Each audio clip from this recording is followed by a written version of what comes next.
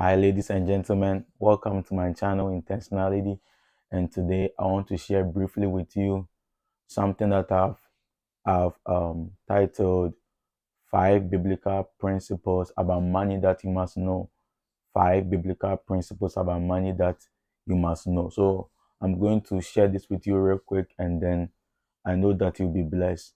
But first of all, I want to truly thank you and I appreciate you for your support, always coming to my channel to watch the videos and also to learn from it. And I know that you have been blessed. I've received tons of messages, emails.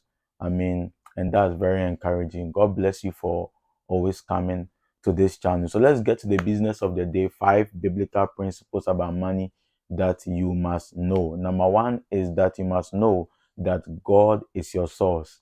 Number one, the first thing you must know is that God is your source. Your business is not your source. Your parents, respectfully speaking, are not your source. Your friends are not your source. Everything that you have is not your source. God is your source. God is my source. Now, when you read Philippians chapter 4, verse 19, Apostle Paul was talking about how that how that God will supply your needs. You see, so it is God who supplies our needs. Our parents, our businesses, our friends are just channels.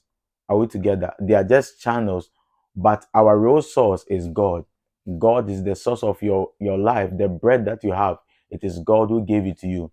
Now, when you read the Matthew rendition, the Bible talks about a man who is called a rich fool. Why?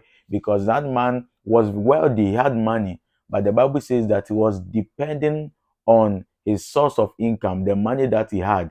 And then he was bragging that he has built all kinds of this wealth. And God told him that nonsense. That very night, God took his life to tell that rich man that even though you have the money, his God is his source. You understand? So God is your source. Your business will be bringing you money. Friends and family, parents, whoever may be a blessing to you, but you must know that God is your source, not your business, not your parents, not your friends, not anybody. God is your source. So the second biblical principle you must know about money is that you must save part of your money. You must save part of your money. Why am I talking about this? Because when you're able to save part of your money, it's for two reasons. Number one is for you to be able to have money during seasons of emergencies.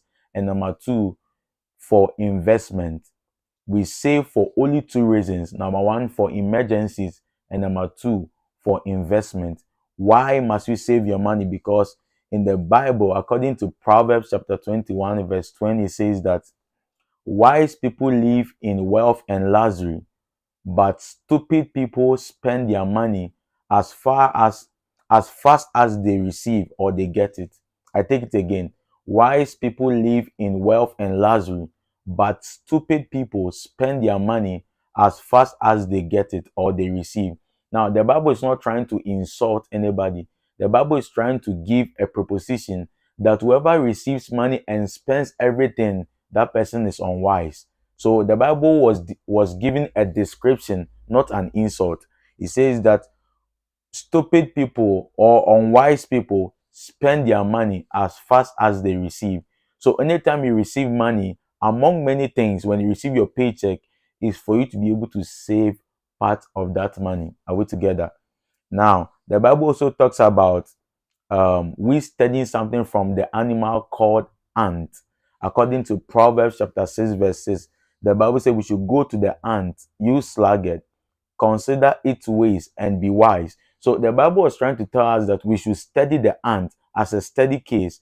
Then when we're able to do that, we'll be able to extract or get some wisdom from the ant. Why? Verse 7 says that it has no commander, it has no overseer, no ruler. So the ant, the animal ant, you will never see that this animal has a commander, a ruler, or an overseer.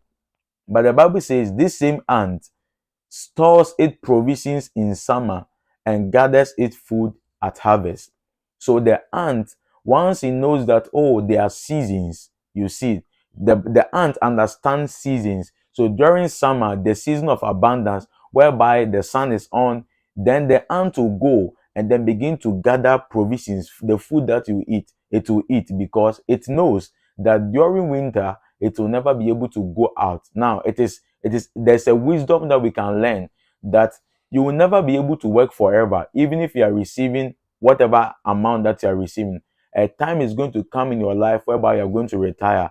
So if you're unable to save part of your money now, during that season, you see, you are going to be stranded. Another rendition is that as we all sojourn through life, we don't know what can come our way. I know of people that who had accidents and then they were amputated, respectfully speaking, and they are not able to work again. And at that point, if you don't have anything in your savings during that season of emergency, you're going to be stranded. And you may be surprised that at that point, nobody will be there for you. So it is wise for you to be able to study something from the ant and then save something. Now, financial advisors recommend that you should have up to 6 months of your salary or your paycheck saved in a bank account. You see that? So we save for emergencies. Sometimes you may need something very emergent and then you need money. At that point, if you have something in your savings, it will truly help you. So the second biblical principles that I'm sharing with you is that you must save part of your money. Now, the third is that you must invest part of your money. You must invest part of your money. When you read Matthew chapter 25 from verse 14 downwards, the Bible talks about a rich man who delegates part of his money to three servants of his. He gave unto one five, he gave unto one two, and he gave unto the other one. So he allocated 5 pieces of silver to one of his servants, 2 pieces of silver to the second one, and just 1 piece of silver to the last one. And the Bible says that the one who had 5 and 2, both of them invested their money from the NIV rendition, and then they had 100% return. But the one who had just one piece of silver went and then dug a pit and then hid it. And when the rich man returned, the rich man called the one who had one and dug it. The rich man called that person, his servant, wicked and unprofitable servant.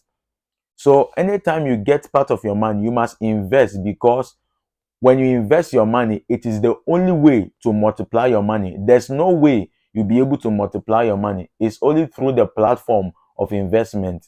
So you can invest money now and then you will see that your money will be multiplying. It is the only way to multiply your money. What is investment? Investment talks about the acquisition of assets. You see that when you acquire assets, it's a form of investment, and you see that your money will be compounding over a period of time. When you be like the one servant and you dig your money and then hide it, it's just like keeping all your money in your savings. You may be surprised that your money will never be able to multiply. Yes, I already talked about you saving money, but you are supposed to save up to, let's say, 6 months of your salary for emergencies, and then invest what the remaining ones in your savings. Put it into an any kind of investment account. Do your own research, whether S&P 500, whether into real estate, or whatever that you know that works best for you. So ensure that you invest part of your money. The fourth biblical principles I want to share with you is for you to be able to create multiple streams of income, or you are supposed to have multiple streams of income, because in Ecclesiastes chapter number 11 verse 1 and 2 says that ship your gain across the sea, offer many days, and you may receive a return. Now verse 2 says, invest in 7 ventures, yes, in 8. You do not know what disaster might, might come upon the land. You do not know what disaster might come upon the land. Now, when you have multiple streams of income, you are able to secure your money, and always you have cash flow. Now, the same thing that the Bible is talking about, when you go to Google right now and you Google that you search for the average millionaire, how many streams of income the average millionaire has, it will show you that they have 7 streams of income. And this is biblical, because the Bible says that invest in 7 ventures. It's the same principles that these people are using. So you are supposed to have multiple streams of income. If the only stream of income you have is your job, it is good, but it's not the best, because when something happened to you like COVID-19, whereby people were told to go to their houses and then they're not supposed to come to work, and if your only stream of income is your job, how are you going to survive? How are you going to take care of their children, their bills?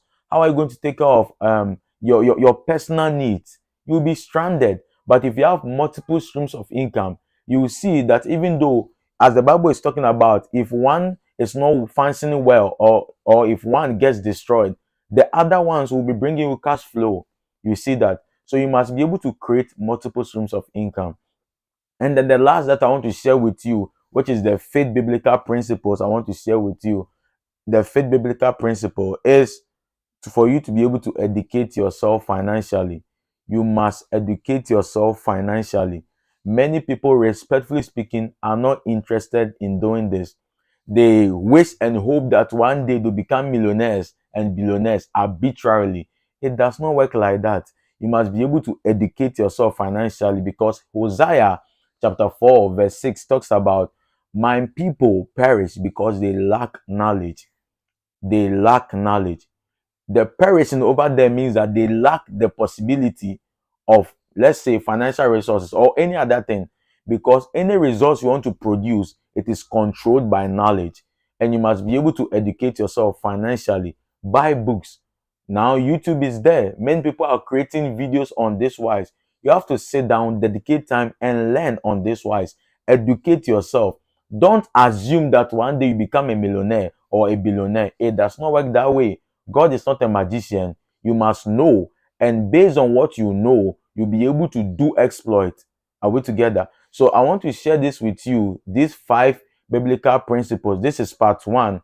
I'll come with part 2, and I hope that you've been blessed. That number 1, God is your source. Number 2, you must save part of your money. And the reasons why we save is for emergencies and for investment. Number 3 is that you must invest part of your money. Number 4, you must be able to create or have multiple source or stream of income. And the last one is that you must educate yourself financially. I hope this has inspired you and you've been blessed. Please take this thing serious, and then in few years to come, you will thank God that you paid attention to what you've been able to receive now. I truly appreciate you. Please do all to like, share with families and friends. Let me know your comments, your thoughts in the comment section. And if you have not subscribed, please do all to subscribe. I truly appreciate you, and I'll see you in my next video.